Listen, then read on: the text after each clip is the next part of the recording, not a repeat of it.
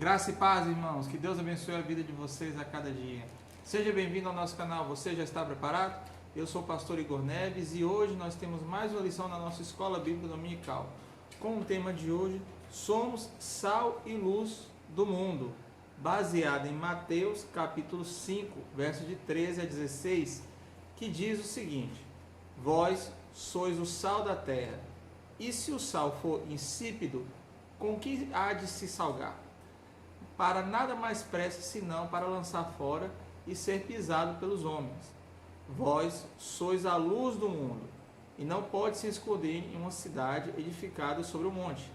Nem se acende a candeia e coloca debaixo do alqueire, mas no velador, e dá luz a todos que estão na casa. Assim resplandeça a vossa luz diante dos homens, para que vejam as vossas boas obras e glorifiquem ao vosso Pai que estás no céu. Então, irmãos, nós vemos aqui uma passagem bíblica que Jesus nos compara a sal da terra e luz do mundo. Você já comeu uma comida sem sal? Você já comeu uma comida com pouco gosto? Você já provou algo que não está muito gostoso? Está aquela, como diria minha sogra quando ela era viva, né? Você já está comendo aquela comida sonsa? Então, o sal ele tem essa utilidade. Ele tempera a comida, ele faz com que a comida fique gostosa. Uns dias atrás fui fritar um ovo e eu esqueci de botar sal. Aí ficou aquela massa sem gosto. Depois minha esposa ainda tentou colocar sal assim para ver se melhorava e tal, mas ficou uma coisa sem gosto. E a luz do mundo é a mesma coisa. Você tem o sal para você salgar e dar gosto à comida. Você tem a luz para você iluminar em um ambiente escuro. Se você está num ambiente escuro, você está procurando alguma coisa, tentar achar o caminho, tentar escrever, tentar ler, tentar fazer alguma coisa em um ambiente escuro, você não consegue. Então o que você precisa? Você precisa de uma luz. Um facho de luz, uma vela, uma pequena luz, você pode ver ela numa grande imensidão negra.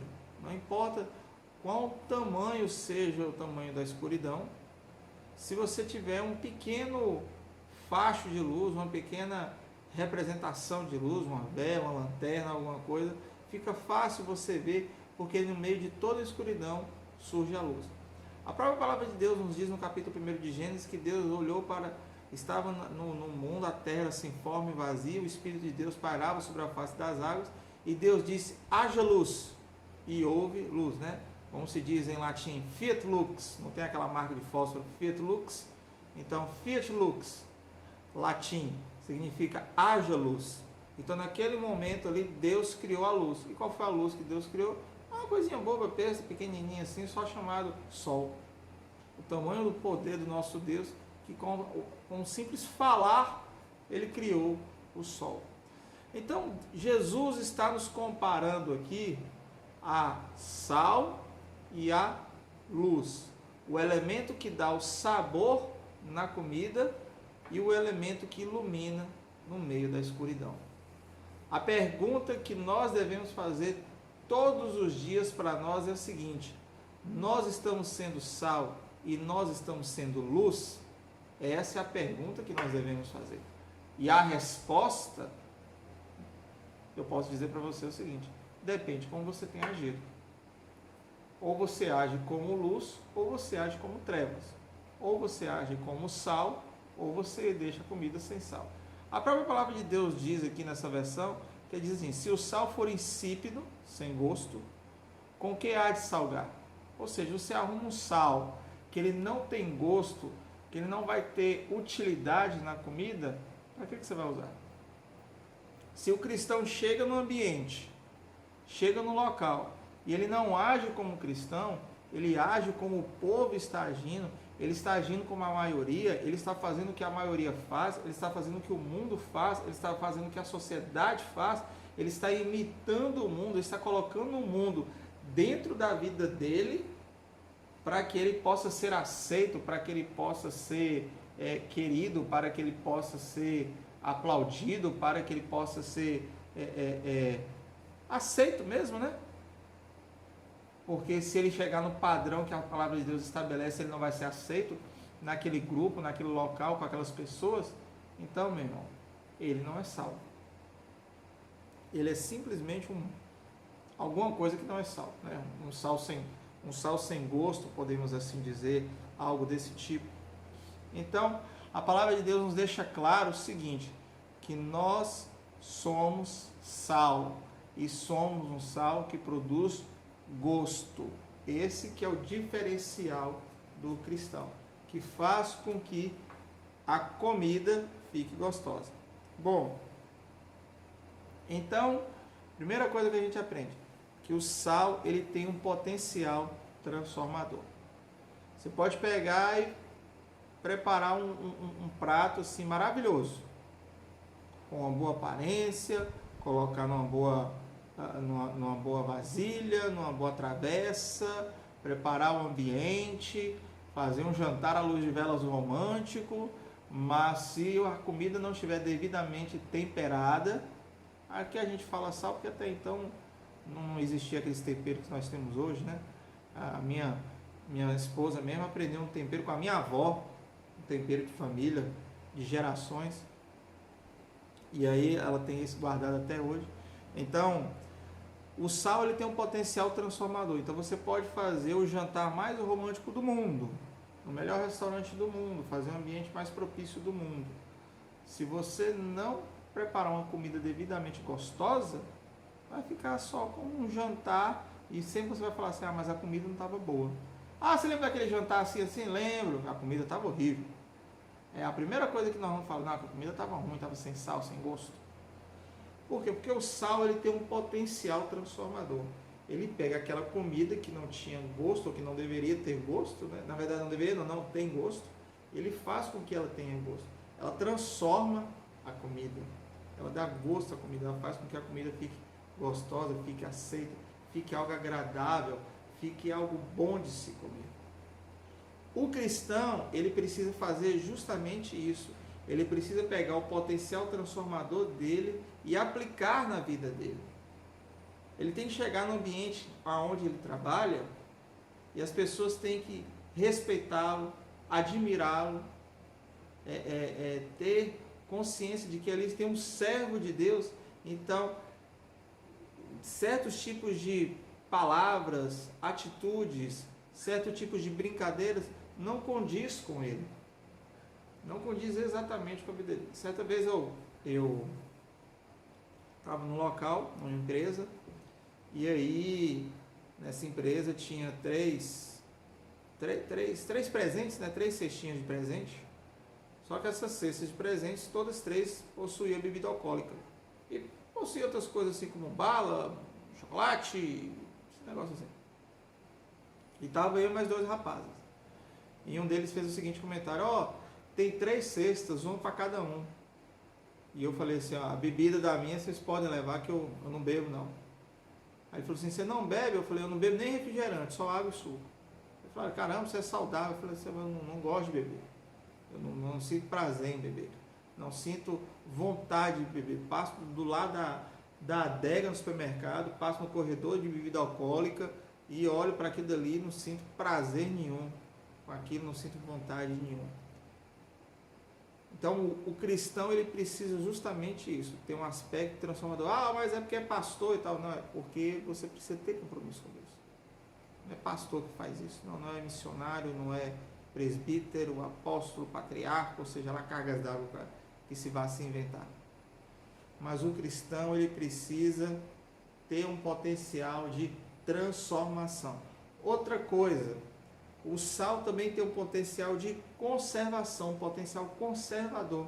Sabia que antes de a geladeira ser inventada, né, uma das técnicas que se fazia para conservar a carne era salgar a carne, colocar uma quantidade elevada de sal na carne para que ela pudesse ficar conservada e aí eles podiam andar de um local para o outro sem ter que se preocupar em matar um próximo animal. Não, já estava com o animal morto, a pele retirado o couro, retirado tudo e já estava pronto para ser comida, só estava no ambiente lá todo salgado. Então tirava seu excesso de sal e preparava a carne para que o povo pudesse comer. Então o sal ele tem um potencial de conservação.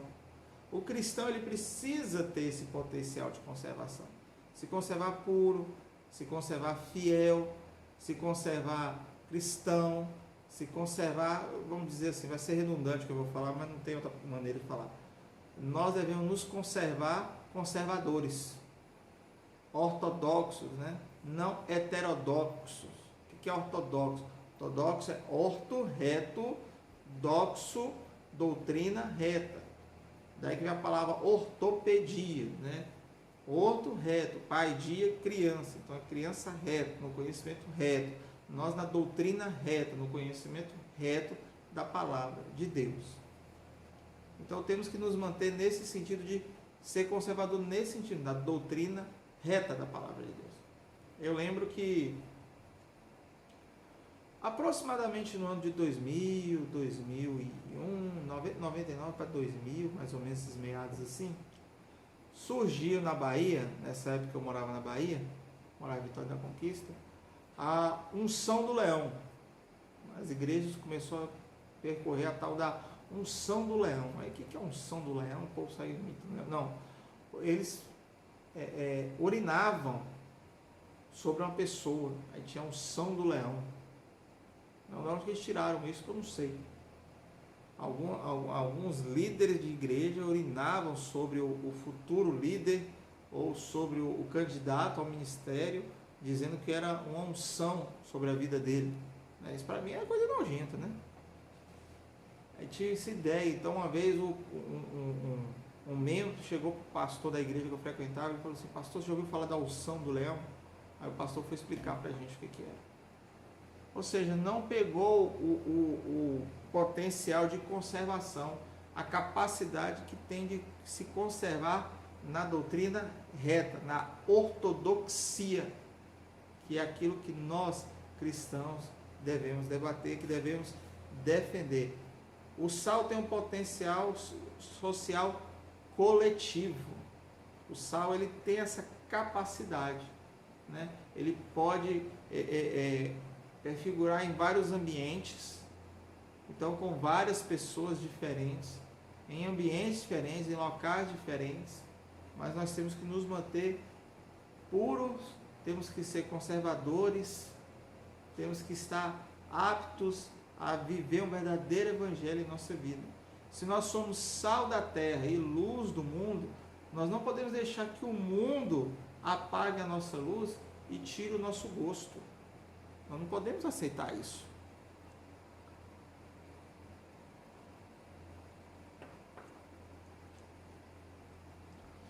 O sal ele não age sozinho. Inclusive, se você come sal, somente o sal, em grande quantidade, sua pressão vai lá para as alturas, você passa mal. Então, o sal não é um alimento para ser ingerido sozinho. Você não ingere, pega uma colher de sal e enfia na boca. Você não vai nem conseguir engolir, né? Irmãos, é para você colocar na comida e temperar a comida, colocar no tempero, na cebola, no bacon, na carne, no arroz, feijão. E aí, beleza. E aí você está pronto para poder saborear a comida. Mas você não pega o sal e enfia na boca. Assim é a nossa vida. Nós não temos que ficar sozinhos. Nós não temos que ficar separados. Não, temos que estar unidos. Em comunhão com a nossa igreja, com os nossos líderes, com o nosso Deus, com os nossos irmãos.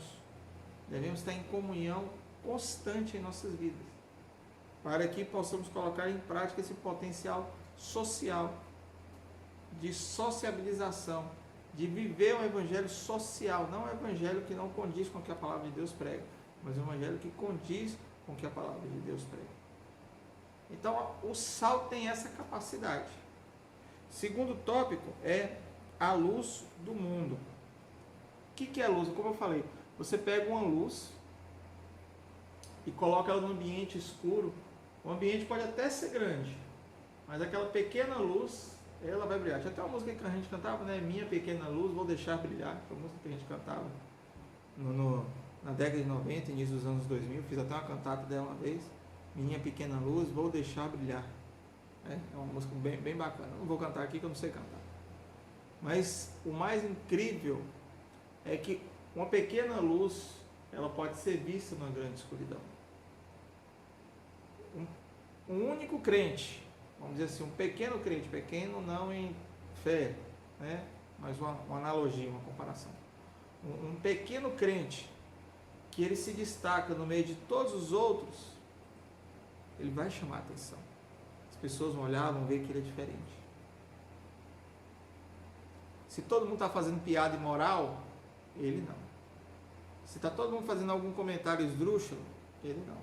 Se está todo mundo praticando algo ilícito, ele não. Essa é a função da luz, iluminar no meio das trevas, fazer com que as trevas não reinem sobre a luz. Uma das características que a luz tem é iluminar o caminho. Você já viu quando a pessoa está andando na BR, na estrada, seja rodovia federal ou estadual, não importa.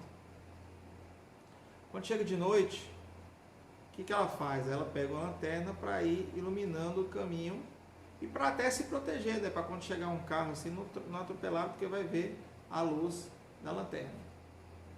Isso significa o seguinte, que nós, sendo luz, temos que guiar as pessoas pelo caminho. Temos que guiar as pessoas no caminho de Deus. Pessoas estão perdidas, não entenderam a salvação em Cristo Jesus, não entenderam o sacrifício da cruz, não entenderam a morte de Jesus. E nós, Igreja de Jesus Cristo, temos esse compromisso de pregar, de ensinar, de falar do amor de Jesus. Falar do amor de Jesus. Pessoas estão lá fora, precisando ouvir falar desse amor, desse Jesus, que tanto fez pela humanidade. E nós precisamos apresentar esse Jesus para eles. Nós temos esse compromisso. E nós precisamos, assim, fazê-lo. Iluminar o caminho. Não tem aquela pista do aeroporto? E aí, quando dá de noite, eles ligam várias luzes, né? Vai fazendo aquela fileira de luz assim. E aí o avião vem e pousa na pista que está toda iluminada. Ele está vendo a pista, ele sabe onde é que a pista está. Ah, pastor, mas tem o computador, isso e aquilo, sim, tem o computador, mas nada substitui a mão do piloto lá, pousando suave a nave. A aeronave, né? Vamos dizer assim, a aeronave. Então esse, irmãos, é um quesito extremamente importante. O cristão, ele tem que iluminar o caminho para que as pessoas possam trilhar esse caminho. Não adianta nada você querer que a pessoa tome uma decisão, mude a vida dela, transforme a vida dela, se você não está guiando a pessoa, se você não está sendo um instrumento de Deus para estar iluminando o caminho dessa pessoa. E se você é um pai espiritual, se você é uma mãe espiritual, você tem essa responsabilidade com o seu filho espiritual. Segunda coisa que a luz faz, é que a luz revela os perigos. Você está no caminho, de repente você joga um facho de luz no chão, pode aparecer um animal peçonhento, pode aparecer um buraco, pode aparecer qualquer coisa, uma armadilha, mas você coloca a luz, você consegue ver. Então nós precisamos entender que é muito importante a luz. Você precisa dessa luz e nós temos que ser essa luz. Nós temos que ser a luz de Cristo. Se nós não formos a luz de Cristo, nós não estamos servindo para o propósito que nós somos chamados. E por último, a luz que brilha no meio da escuridão. Quanto mais você brilhar, mais a escuridão vai se destacar. Para pensar um pouquinho agora. Usa um pouco a cabeça e força na memória aí. Sua cidade, caso você esteja vendo esse vídeo fora de Valadares, talvez ela tenha sido enfeitada para o Natal. E aí você vê aquela iluminação toda desligada. É uma coisa. Você olha e vê assim, tá legal. Mas aí dá de noite, no cair da noite. E aí, tudo escuro. Eles pegam e ligam a iluminação e fica tudo claro. Fica aquela mundaréu de coisa clara. E aí você vê perfeitamente. perfeitamente tudo. É isso que você precisa entender, a capacidade que a luz tem de mudar, de transformar, de modificar vidas, de brilhar no meio da escuridão, de fazer diferença na escuridão. Se a luz não está guiando ninguém no meio da escuridão, não está sendo instrumento de Deus no meio da escuridão, tem alguma coisa errada com essa luz. E essa luz precisa estar acordada e precisa atentar para o que está acontecendo na vida dela. Vamos orar? Pai, muito obrigado por tudo. Eu te louvo porque até aqui o Senhor tem nos sustentado e nos guardado. Obrigado por tudo que o Senhor tem feito por nós. Em nome de Cristo Jesus. Amém. Que Deus te abençoe, que Deus te guarde, que Deus proteja a sua vida a cada dia. Não se esquece de dar um like no nosso vídeo, se inscrever no nosso canal, ativar o sininho de notificação para você não perder nenhum de nossos conteúdos. E que Deus te abençoe e te guarde a cada dia. E aí, nos vemos no próximo vídeo? Você já está preparado?